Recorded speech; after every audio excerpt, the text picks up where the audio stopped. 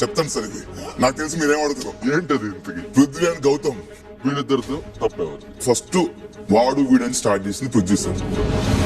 వాడు వీడని స్టార్ట్ చేసిన తర్వాత మనోడు ఏం పిక్కుంటావు పిక్కు అన్నాడు సార్. తర్వాత ఏం పిక్కు అని చెప్పి ఇతను మనోడు చెస్ట్ మీకు హెయిర్ తీసి పడేసాడు సార్ పిక్కుంటా అని చెప్పేసి.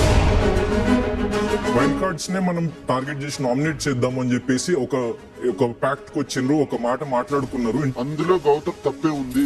అది తప్ప కాదా అన్నది వాళ్ళ ఉద్దేశంలో అయి ఉండదు సార్. నా ఉద్దేశంలో తప్పే సార్. ఎందుకంటే యాజ్ అన్ ఆటగాడు వాళ్ళ ఉద్దేశం కాదు, నా ఉద్దేశంలో మాత్రం తప్పే సార్. నిఖిల్ని నేను ప్రొటెక్ట్ చేస్తున్నా అని ఒక మాట చెప్పాడు సార్ అక్కడ. సో దానికి ఎక్స్ప్లెనేషన్ అడిగిన సార్ నేను అక్కడ. అదేంటి మీదకి వెళ్ళి అడగల? పృథ్వీ నువ్వు మీదకెళ్ళి ఏం ప్రూవ్ చేద్దాం అనుకుంటున్నావు?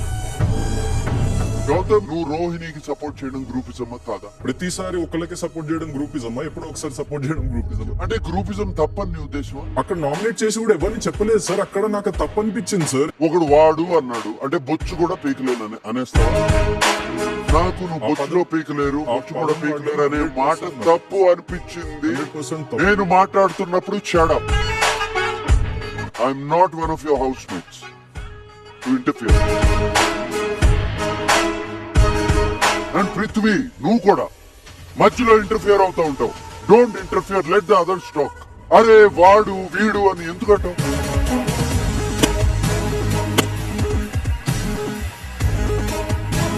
బిగ్ బాస్ 8 ఈ రోజు రాత్రి 9 గంటలకు